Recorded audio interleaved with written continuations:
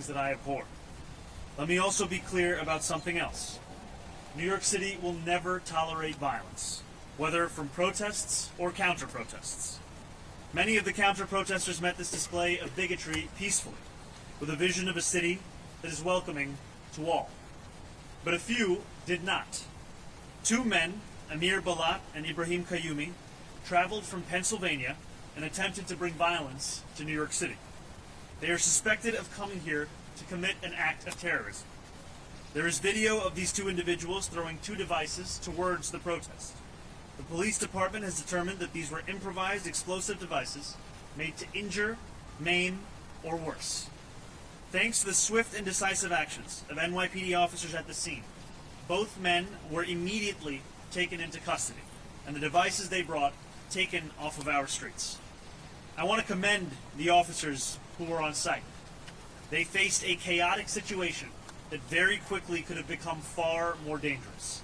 NYPD Chief Aaron Edwards and Sergeant Luis Navarro ran towards the danger so that others could run to safety. They are here with us now, and I want to thank them today publicly as I did yesterday privately, and to thank the dozens of other officers who responded without hesitation. That is courage, that is selflessness, and I'm deeply grateful to both of them and to every member of the NYPD who works every single day to keep New Yorkers safe. As the NYPD continued their investigation yesterday, they found a third suspicious device in a vehicle on East End between 81st and 82nd Street. Out of an abundance of caution, they conducted a number of limited evacuations of nearby buildings before removing the device from the area. Once the device was removed, those evacuated were allowed to return to their homes. I am grateful for their continued work to keep New Yorkers safe. And let me say this plainly. Anyone who comes to New York City to bring violence to our streets will be held accountable in accordance with the law. As this case continues to develop, I will remain in close contact and communication with our police commissioner. I want to say thank you once again to everyone who acted on Saturday to protect their fellow New Yorkers and to uphold the values of this city. Now I would like to invite Police Commissioner Tisch to say a few words. Thank you, Mayor. Good morning, everyone. First, I will tell you that we are not at liberty to discuss many aspects of the ongoing investigation at this time due to the pending prosecution. The suspects here, Amir Balat and Ibrahim Qayyumi, are going to be prosecuted in federal court here in Manhattan, and a complaint will set forth criminal charges and the factual allegations supporting those charges. After that complaint is made public, which I expect to occur later today, I will be able to say much more about the investigation and what we have learned in this case. But it is crucial that we respect that process and not get ahead of it. That being said, I can confirm this morning that this is being investigated as an act of ISIS-inspired terrorism. I can also provide some additional information building on my remarks from Saturday evening. At that time, we were beginning to conduct preliminary analysis of two devices that were ignited and deployed earlier that day, one in a crosswalk on East End Avenue and East 87th Street, and the other on the west side of East End Avenue between East 86th and East 87th Streets. That testing was performed by the NYPD's bomb squad and FBI special agent bomb technicians in consultation with an FBI chemist. Preliminary test results determined that these were not hoax devices nor smoke bombs. They were improvised explosive devices that could have caused serious injury or death. Part of our initial investigation was to determine what energetic substance, if any, was used in the two devices, and our analysis showed that one of the devices deployed by the subjects contained the substance triacetone triperoxide, known as TATP. Now, TATP is a dangerous and highly volatile homemade explosive that has been used in IED attacks around the world. Our bomb squad then rendered safe both devices. And as of now, explosive evidence samples are being sent to an FBI lab for further testing. Our investigation also led our detectives to a vehicle that was tied to the suspects, and yesterday afternoon, patrol officers found that car, a black 2010 Honda with New Jersey plates on East End Avenue between East 81st Street and East 82nd Street. Using a robot, the NYPD's bomb squad was able to find another possible suspicious device and materials inside the car consistent with the first two explosive devices, and the area was immediately frozen and cleared. A limited evacuation of certain floors and certain nearby buildings was conducted while the officers secured the vehicle and removed this third device, which was transported to Rodman's Neck for further testing. This third device tested negative for explosive material. Once the scene was secure and deemed safe, residents were allowed to return to their homes. Now, we have been in a heightened state of alert in New York City since the start of hostilities in Iran, and we remain in that posture today. We will continue to deploy additional counterterrorism resources throughout New York City, including heavy weapons teams, K-9 units, aviation, and more.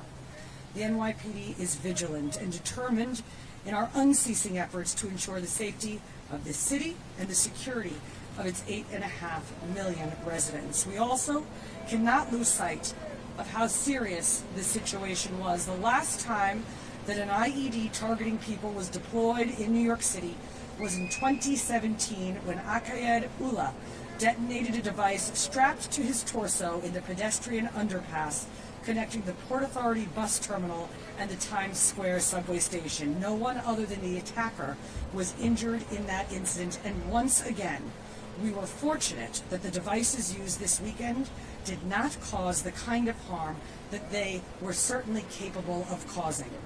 But luck is never a strategy. Devices like these have the potential to cause devastating harm, which is why the NYPD does thorough counterterrorism investigations and treats every incident of this kind with the highest level of urgency and care.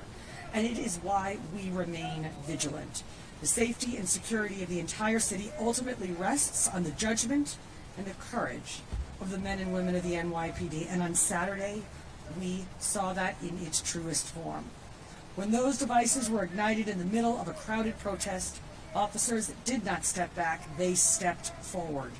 With me today are two of those officers, Assistant Chief Aaron Edwards and Sergeant Louis Navarro, who ran toward a lit IED without hesitation and without regard for their own safety. Acting as police officers do, on instinct and training to protect people they did not know and would likely never meet. Moments like that remind us what policing truly requires, because behind every counterterrorism operation, every bomb squad response, every emergency call that sends officers running towards danger, there are human beings who make the decision to step forward when others are running away. Chief Edwards has been a uniformed officer for nearly 23 years. He is, as of December, our newly minted borough chief in Manhattan North. Chief Edwards joined this department after witnessing the heroism of NYPD officers on September 11th. And on Saturday, we saw that same spirit carried forward in the way that he responded. Sergeant Navarro has spent the past 11 years serving the city he grew up between Puerto Rico and New York, eventually settling in Washington Heights in the Bronx, and joined the NYPD after a close friend encouraged him to take the exam. On Saturday, he and Chief Edwards responded with the calm judgment and professionalism that situations like this demand. Together, they represent the dozens of cops who were safeguarding that protest Saturday afternoon, and the nearly 35,000 members of this department who stand watch over New York City every day. Our entire city owes all of them a debt of gratitude, and although I've said it to them many times already, I will never tire of it. Thank you for your service. We'll now take some questions. Thanks, everyone. We have time for a few questions. We'll start with Jake, AP, right here. Right here. Sorry, we have a microphone, too. I know you can't really go so much into detail at this point, but given that you are saying this is an act of ISIS-inspired terrorism or being investigated, Sorry, could you just speak up a little bit more? Yeah. Can you just give us any sense as to what information you may have to indicate that this is possibly ISIS-inspired? Also, the commissioner mentioned the heightened state of alert related to the war in Iran. Any indication at this point that there's a connection? And then just also, do you know why they wanted to come to New York in this protest in particular? So I'll pass this over to our commissioner to answer some of the specifics. So Jake, at this time, we do not have any information that connects this investigation to what's going on overseas in Iran. As to the other questions that you posed, I don't want to say anything that could introduce prejudice into the prosecution or do anything that will make the prosecutors' jobs more difficult. What I can say is that the complaint, I expect, will be unsealed later this afternoon, and once that happens, I will be at greater liberty to discuss and answer the questions that you pose. Thank you. We'll go to Andrew Zeck now. Mayor, you said you were not home at the time of this incident. Can you tell us where you were, how you learned about this incident, and what went into your thought process about why you didn't speak about this publicly, either on Saturday when the commissioner did or on Sunday? So we had known that this was a protest that was scheduled for over a week, and I had known that there were precautions being taken, and I'm incredibly appreciative of the work that the NYPD both did in advance, as well as the work that we've spoken about having happened on the day and since then. My wife and I were at the New York City Sign Museum in Brooklyn at the time. We continue to be kept up to date as to what was going on both in the midst of the protest and the aftermath of the protest. And we also wanted to ensure that we were able to address New Yorkers directly and clearly with all of the facts as we had them, especially given how fast-moving this has been. We wanted to ensure that we had all of that together. Thank you. We'll go to Catherine, CNN. Hi, good morning. Wondering if prior to the protest there was any credible threats online from these individuals, anything that you could see from their social media presence, anything like that leading up to it, that you'd know that they'd be traveling from Pennsylvania to attend this? Again, preliminary investigation, and you're going to learn a lot more as the complaint is unsealed, but nothing at this time that would have suggested that. Thank you. We have time for one more question. Emma, go ahead right here in the front.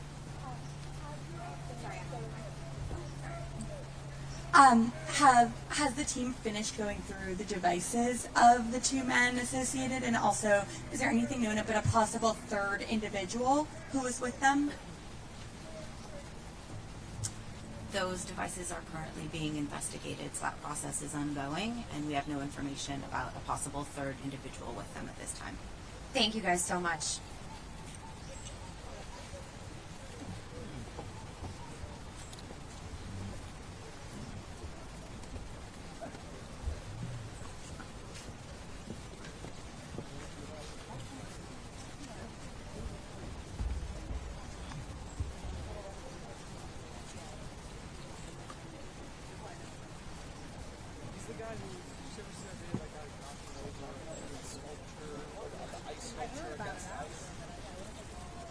I didn't recognize his name, but then I saw the video, oh, he's not. Alright. It's January. I don't know anything January.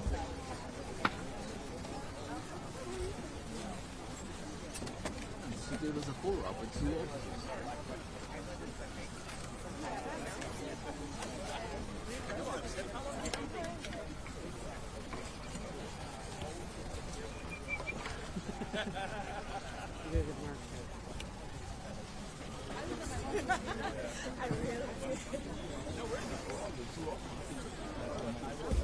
Is that a museum of sign? Sign museum?